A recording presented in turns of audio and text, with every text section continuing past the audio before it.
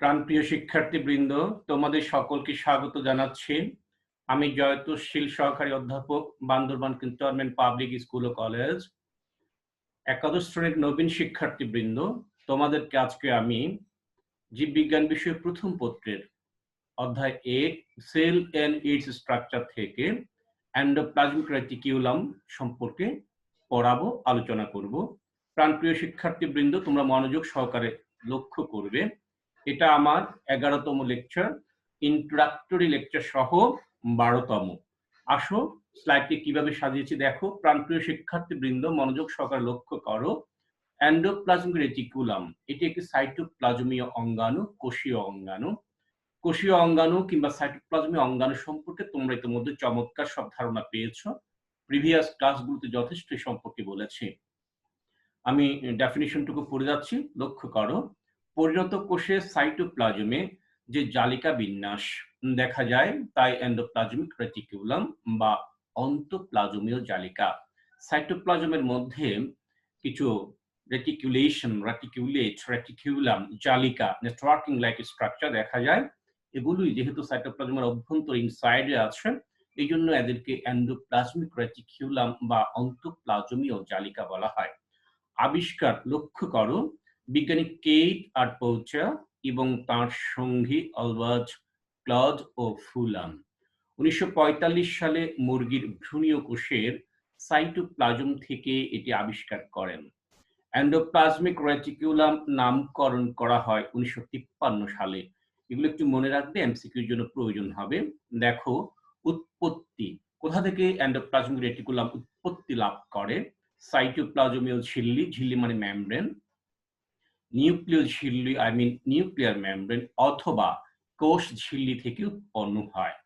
বিস্তৃতি দেখো, অধিকাংশ ইউক্যারিওটিক কোষে এই অঙ্গাণু পাওয়া যায়, তবে বেশি থাকে যকৃৎ, যকৃৎ মানে লিভার, কলিজা যাকে আমরা বলি, অগ্ন্যাশয় প্যানক্রিয়াস ইংরেজিতে বলা হয়, ও অন্তঃক্ষরা গ্রন্থির কোষে endocrine or endocrine gland cell। Eukaryota, eu মানে হচ্ছে ট্রু, অর্থাৎ এখানে প্রকৃত কোষকে বোঝানো হচ্ছে।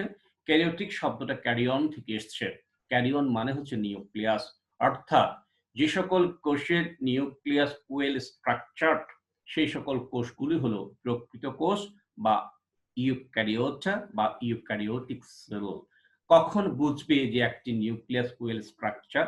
সচরাচর 4টি গঠন উপাদান, nuclear membrane, nucleoplasm, nucleolus, nuclear reticulum, যেটাকে ম্যাচিউর অবস্থায় আমরা ক্রোমোজোম বলছি। প্রকারভেদে আসো, এন্ডোপ্লাজমিক রেটিকুলাম দুই প্রকার, একটি হচ্ছে মসৃণ এবং অপরটি অমসৃণ, স্মুথ এন্ড নন স্মুথ। কখন স্মুথ হবে, কখন নন স্মুথ হবে? রেটিকুলামের গায়ে রাইবোজোম থাকলে স্বাভাবিকভাবে রাফ হবে, খসখসে হবে, তাই সেটি অমসৃণ বা নন স্মুথ বা দানাদার। এদের কাজ প্রোটিন এবং এনজাইম সংশ্লেষণ। সংশ্লেষণ মানে তৈরি করা, প্রডিউস করা, প্রোডাকশন। রাইবোজোম না থাকলে তা মসৃণ বা অদানাদার। এদের কাজ লিপিড এবং হরমোন সংশ্লেষণ। তাহলে in presence of ribosome, two types of endoplasmic reticulum, smooth, non smooth. চলে আসো নেক্সট স্লাইডে। Physical structure of endoplasmic reticulum সংক্ষেপে ইআর বলা হয়। গঠনগতভাবে এন্ডোপ্লাজমিক রেটিকুলাম 3 প্রকার, যথা ক সিস্টার্নি, এরা দেখতে অনেকটা চেপ্টা, শাখাবিহীন ও লম্বা চৌবাচ্চার মতো এবং সাইটোপ্লাজমে পরস্পর সমান্তরালভাবে বিন্যস্ত থাকে। এগুলোর ব্যাস 40 থেকে 50 মিলিমাইক্রন পুরু হয়। এগুলোর গায়ে অনেক সময় রাইবোজোম যুক্ত থাকে। সিস্টার্নি, এটা হচ্ছে প্লুরাল ফর্ম, সিস্টার্ন। এটা ব্যাখ্যা আমি পড়ে দেবো, পরের স্লাইডটাতে সুন্দর করে ব্যাখ্যা দিচ্ছি। ভ্যাসিকলে আসো, এগুলো বর্তুলাকার মানে গোলাকার, ফুসকার মতো ছোট্ট ছোট্ট ভ্যাকিউল গুলোকে ভ্যাসিকল বলা হয়। ভ্যাকিউল মানে হচ্ছে গহ্বর, 25 থেকে 50 মিলিমাইক্রন ব্যাসের হয়। টিউবিউল, নাম থেকেই বুঝতে পারছো নালিকা। এগুলো নালিকার মতো শাখান্বিত বা অশাখ, ব্রাঞ্চড অর আনব্রাঞ্চড। এদের ব্যাস 50 থেকে 190 মিলিমাইক্রন। এদের গায়ে সাধারণত রাইবোজোম যুক্ত থাকে না। পরের স্লাইডটা লক্ষ্য করো প্রিয় শিক্ষার্থীবৃন্দ, মনোযোগ দিবে। এটা আমি বই থেকে স্ন্যাপ নিয়ে সেটআপ দিয়েছি।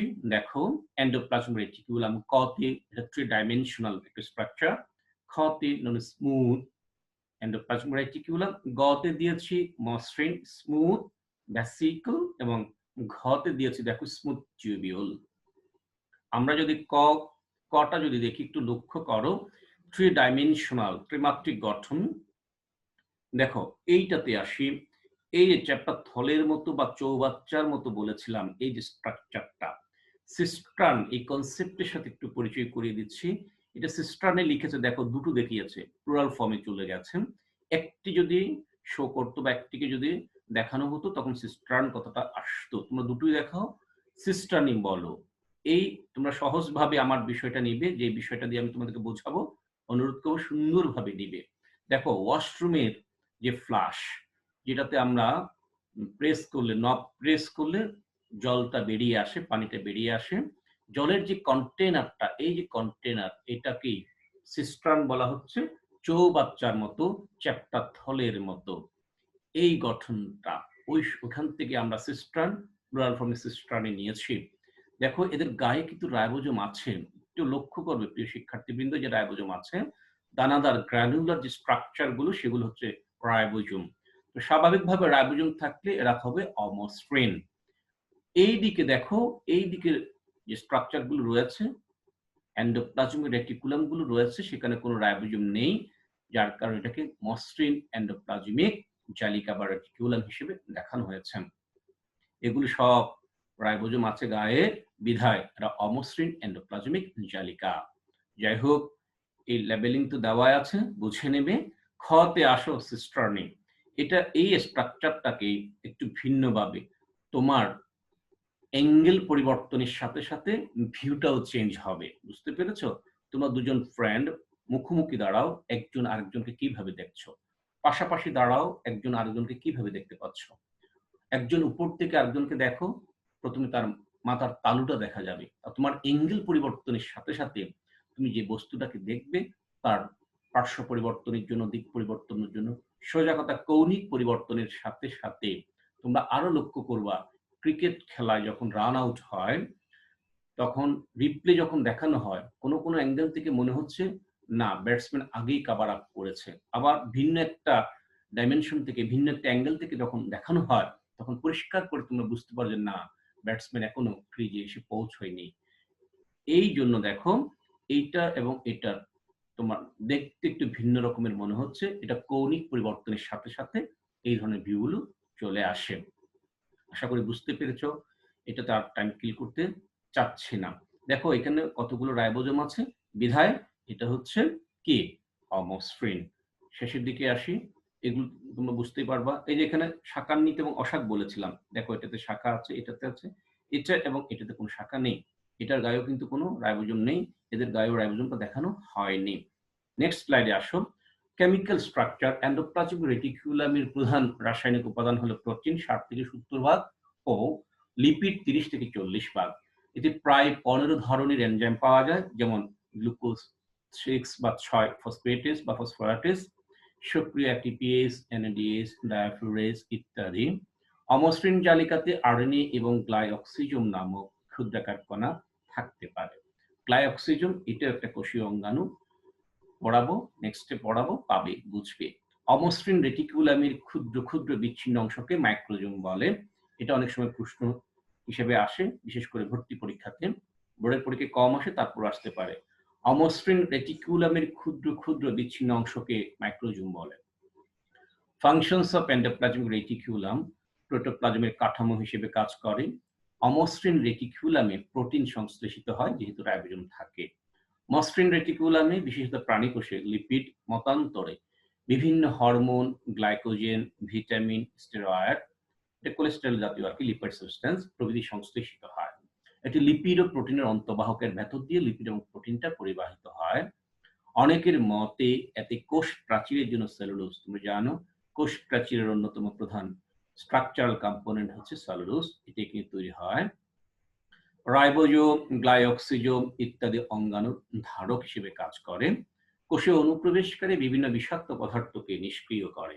রাইবোজোম উৎপন্ন প্রোটিন পরিবহনে প্রধান ভূমিকা রাখে। প্রোটোপ্লাজমের কাঠামো বিষয়টা একটু ব্যাখ্যা দিচ্ছি। একটা বিল্ডিং কনস্ট্রাকশনের কাজ যখন শুরু হয়, লোহার কাজটা কিন্তু মুখ্য। অবশ্যই লোহা দিতে হবে, না হয় বিল্ডিংটা দাঁড় করানো যাবে না। এই প্রোটোপ্লাজমের কাঠামো হিসেবে এন্ডোপ্লাজমিক রেটিকুলাম সেই কাজটি করে থাকে। আশা করি বুঝতে পেরেছ। এখন আমি যে লেসনটুকু নেক্সট স্লাইডে দিচ্ছি, এন্ডোপ্লাজমিক রেটিকুলাম ও গলগি বডির মধ্যেকার পার্থক্য। লক্ষ্য করে প্রিয় শিক্ষার্থীবৃন্দ, তুলনীয় বিষয় হিসেবে দিয়েছি অবস্থান, বিস্তৃতি, মসৃণতা, জালিকা এবং কাজ।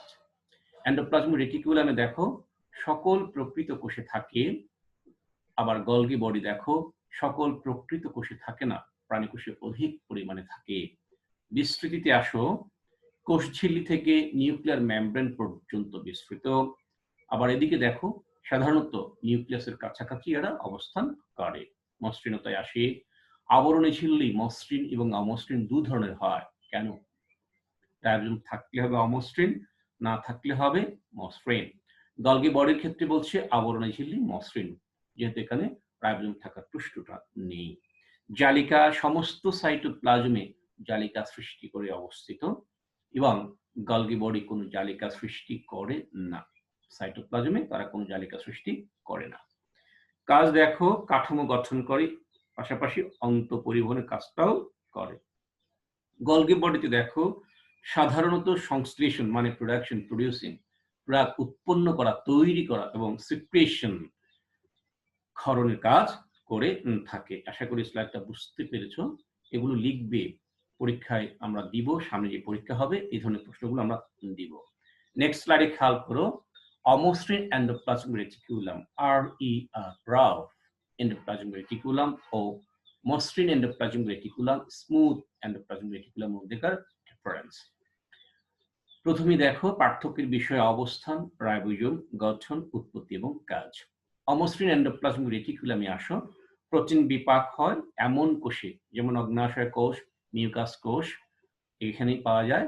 এরা কখনো কখনো নিউক্লিয়ার মেমব্রেন সংলগ্ন থাকে। বিপাক তো আরেকটু ব্যাখ্যা করি, ইংরেজিতে বলা হয় মেটাবলিজম। বায়োলজিক্যালি আসলে সজীব কোষ, কলা, অঙ্গ কিংবা তন্ত্রের অভ্যন্তরে সংগঠিত যে কোনো ক্রিয়া বিক্রিয়া হলো শারীরতাত্ত্বিক বা জৈব রাসায়নিক ক্রিয়া বিক্রিয়া। তবে এই ক্রিয়া বিক্রিয়াগুলোর মধ্যে কিছু আছে কনস্ট্রাকটিভ গঠনমূলক, কিছু আছে ডিস্ট্রাকটিভ ধ্বংসাত্মক। দুটোকে মিলিতভাবে বলা হয় বিপাক। যেমন ফটোসিনথেসিস, সালোক সংশ্লেষণ, সূর্যের আলোর উপস্থিতিতে বিভিন্ন কিছু র মেটেরিয়ালস, পানি আছে, কার্বন ডাই অক্সাইড আছে, মিনারেল আছে, ক্লোরোপ্লাস্ট তো লাগবেই, এগুলোর সমন্বয়ে কার্বোহাইড্রেট প্রডিউস হচ্ছে। এটা গঠনমূলক। এই কার্বোহাইড্রেটটা উদ্ভিদ দেহে জমা হচ্ছে, এটা গঠনমূলক। পাশাপাশি যখন রেসপিরেশন হয়, শ্বসন, এর ফলে কোষ মধ্যস্থ খাদ্য যেটা সেটা ভেঙে যায়, দহন হয়, পোড়ায়, জারিত হয়, সেখান থেকে সঞ্চিত শক্তিটাকে রিলিজ করে গতিশক্তিতে রূপ দেয়। এইটা হলো ডিস্ট্রাকটিভ, ধ্বংসাত্মক। এটাকে বায়োলজিক্যালি বলা হয় ক্যাটাবলিজম, গঠনমূলকটাকে বলা হয় অ্যানাবলিজম। বিপাকের ইংলিশ শব্দ metabolism. Metabolism equal to anabolism plus catabolism, অর্থাৎ উপচিতি প্লাস অপচিতি। উপচিতি হচ্ছে গঠনমূলক, অপচিতি হচ্ছে ধ্বংসাত্মক। সালোক সংশ্লেষণ উপচিতিমূলক, শ্বসন অপচিতিমূলক। আশা করি বুঝতে পেরেছ। মসৃণ এন্ডোপ্লাজমিক রেটিকুলামে দেখো ফ্যাট বিপাক হয় এমন কোষে, যেমন পেশি কোষ, এড্রেনাল গ্রন্থির কোষ, শুক্রাশয়ের লেডিক কোষ ইত্যাদিতে অবস্থান করে। এরা কখনো কখনো প্লাজমা মেমব্রেন সংলগ্ন থাকে। রাইবোজোম দেখো অমসৃণ, যেহেতু রেটিকুলামটা এখন অবশ্যই রাইবোজোম যুক্ত থাকবে, মসৃণে কিন্তু কখনোই রাইবোজোম থাকবে না, তাই যুক্ত থাকে, যুক্ত থাকে না। গঠন, প্রধান উপাদান সিস্টার্নি ও কিছু টিউবিউল। এদিকে দেখো প্রধান উপাদান টিউবিউল ও ভ্যাসিকল। উৎপত্তি, এরা নিউক্লিয় পর্দা থেকে তৈরি হয়। আর এদিকে হচ্ছে রাইবোজোম মুক্ত হলেই RER থেকে SER সৃষ্টি হয়। কাজ, প্রধান কাজ প্রোটিন ও এনজাইম সংশ্লেষ, এছাড়া লাইসোজোম উৎপাদন ও ক্যালসিয়াম সঞ্চয় করা হচ্ছে RER এর প্রধান কাজ। SER এর প্রধান কাজ ফ্যাট, গ্লাইকোজেন ও হরমোন সংশ্লেষ, এছাড়া স্ফেরোজম উৎপাদন ও ক্যালসিয়াম কি করে? মুক্ত করে। আশা করি বুঝতে পেরেছো প্রিয় শিক্ষার্থীবৃন্দ। আর দেরি করব না, তোমাদের ধৈর্যচ্যুতি ঘটাবো না। বেশ কিছু লেকচার দিয়েছি। আমি আশা করব তোমরা পড়ছো এবং পড়বে অবশ্যই। ছোট্ট একটা হোমওয়ার্ক দিচ্ছি। এন্ডোপ্লাজমিক রেটিকিউলাম সংক্ষেপে ER এর গঠন এবং কাজ লিখো। এগুলো নোট করবে, ভালোমতো পড়বে। শেষ করার আগে বলতে চাই, stay safe, stay home, stay strong. Best of luck. Thank you very much.